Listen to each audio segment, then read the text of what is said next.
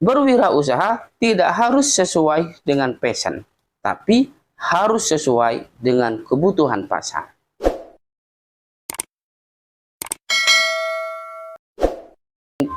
Assalamualaikum warahmatullahi wabarakatuh. Saya ingin punya usaha sendiri, tapi tidak tahu mau usaha apa. Saya ingin sukses dalam berwirausaha, tapi tidak tahu mulainya dari mana. Saya punya semangat yang tinggi dalam berwirausaha, tapi saya tidak punya pengalaman. Begitulah kira-kira kata-kata orang yang mau memulai usaha. Rasa bingung dalam memulai usaha itu pasti ada. Tentu butuh belajar dari orang yang sudah berpengalaman, orang-orang yang sudah sukses.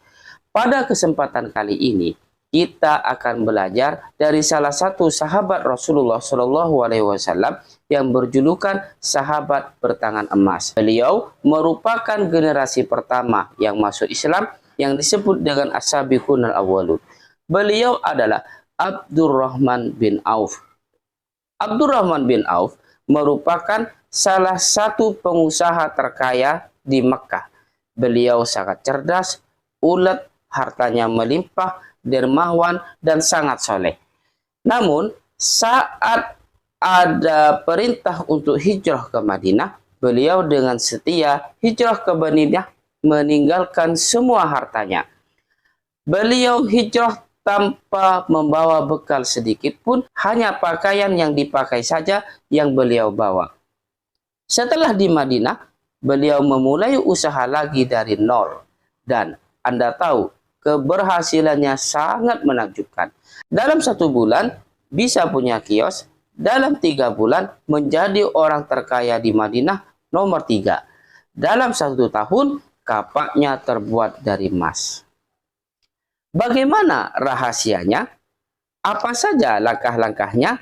Simak sampai selesai, semoga kita bisa mengikuti jejak beliau. Yang pertama, berorientasi pada pasar. Di Madinah, Rasulullah SAW mempersaudarakan sahabat muhajirin dengan sahabat ansor.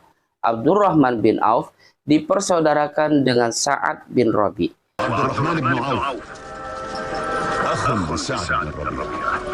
Sa'ad bin Rabi merupakan orang kaya, banyak harta di Madinah. Beliau menawarkan hartanya dibagi 2 dengan Abdurrahman bin Auf. Namun Abdurrahman bin Auf menolak hadiah tersebut serta mendoakan semoga harta dan keluarga Sa'ad diberkahi oleh Allah Subhanahu wa taala. Abdurrahman bin Auf bertanya pada Sa'ad, "Cukup tunjukkan saya di mana lokasi pasar."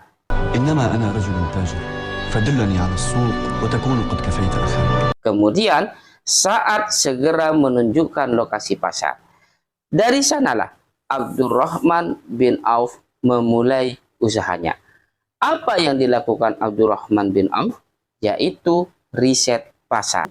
Abdurrahman bin Auf melakukan riset dengan mendatangi pasar terlebih dahulu. Fokus pada pasar, bukan pada modal. Pasar dulu, lalu kemudian produk. Dengan kata lain, apabila ingin memulai usaha, maka terlebih dahulu temukan pasarnya, kemudian tentukan produknya sesuai dengan kebutuhan pasar. Dengan menemukan pasar terlebih dahulu, produk yang dijual akan laris dengan sendirinya. Bahkan dalam setiap keputusan, Abdurrahman bin Auf selalu berupaya untuk memahami pasar dan mengetahui apa keinginan konsumennya. Berwirausaha tidak harus sesuai dengan passion, tapi harus sesuai dengan kebutuhan pasar. Sebagai seorang pengusaha yang cerdas dan ulet, tentu tidak sulit bagi Abdurrahman bin Auf untuk membaca peluang pasar dan memulai usaha lagi dari nol. Beliau mengamati apa saja yang banyak dijual di pasar tersebut. Dari hasil riset tersebut, beliau membangun kerjasama dengan pengrajin alat berkebun di Madinah. Beliau minta izin untuk membawa barangnya terlebih dahulu dan dibayar keesok harinya setelah barang tersebut laku. Pada zaman sekarang, hal ini tentu disebut dengan reseller yang sudah kita bahas di video sebelumnya. Abdurrahman bin Auf sama sekali tidak memiliki modal uang sepeser pun. Beliau hanya bermodalkan integritas dan personality. Yang hal ini tentu akan lebih baik dan akan sangat menguntungkan dalam menuju keberhasilan dalam berwirausaha. Selain hal tersebut, beliau juga memiliki kemampuan yang luar biasa dalam bernegosiasi.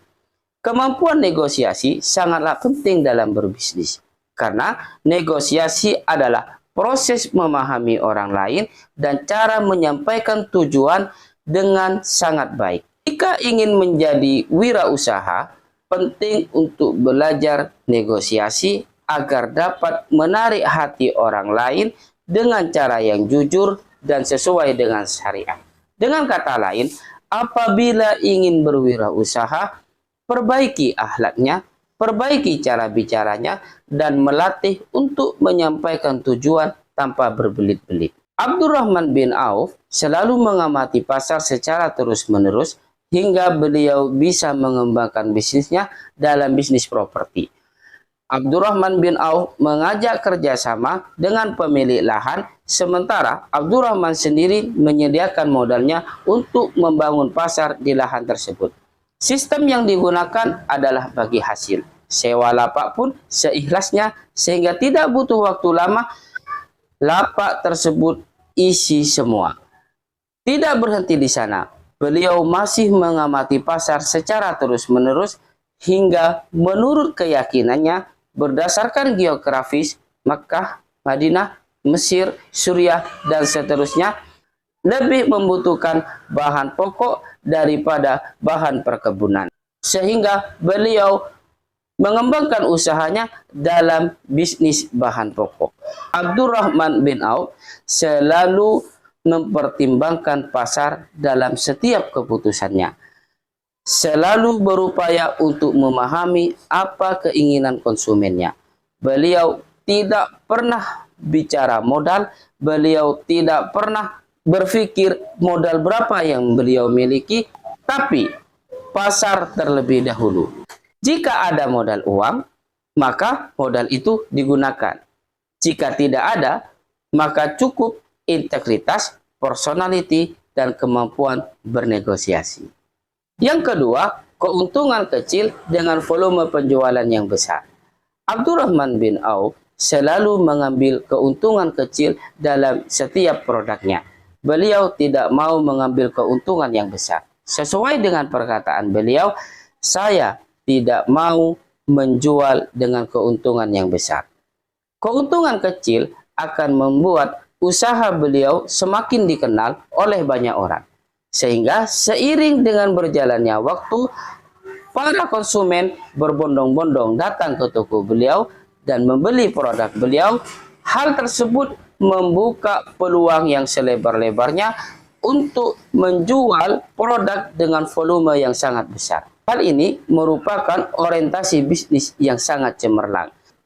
Karena menjual barang dengan keuntungan receh 100 rupiah, 200 rupiah, 500 rupiah, tapi bisa menjual dengan volume yang sangat besar, jauh lebih baik daripada keuntungan 100 ribu, 500 ribu, bahkan 1 juta, tapi berjalannya 3 bulan sekali. Yang ketiga, penjualan diupayakan dengan pembayaran tunai. Keuntungan sedikit dengan pembayaran tunai jauh lebih baik daripada keuntungan besar dengan pembayaran kredit. Pembayaran tunai akan membantu untuk mengeluarkan modal yang akan berdampak untuk pengadaan stok berikutnya, tentu akan berdampak juga pada perputaran usaha yang semakin lancar. Sementara pembayaran kredit akan melemahkan kekuatan modal yang akan berdampak pada terhambatnya pengadaan barang, dan ini akan berdampak pula pada perputaran yang semakin melemah. Karena seiring dengan berjalannya waktu, usaha apapun membutuhkan kekuatan modal yang lebih besar untuk pengadaan barang yang lebih besar dalam pengembangan usaha berikutnya. Yang keempat, menjual barang yang berkualitas. Barang yang berkualitas akan mempromosikan dirinya sendiri. Abdurrahman bin Auf sangat memperhatikan barang-barangnya, memperhatikan kualitas-kualitasnya, sehingga para konsumen tidak ragu dengan produk yang dijual oleh Abdurrahman bin Auf. Mereka selalu kembali untuk membeli produk Abdurrahman bin Auf. Apabila ada cacatnya, maka akan disampaikan dengan sejujur-jujurnya tentang kekurangannya dan di mana cacatnya. Sehingga tidak heran penjualan Abdurrahman bin Auf semakin hari semakin berkembang.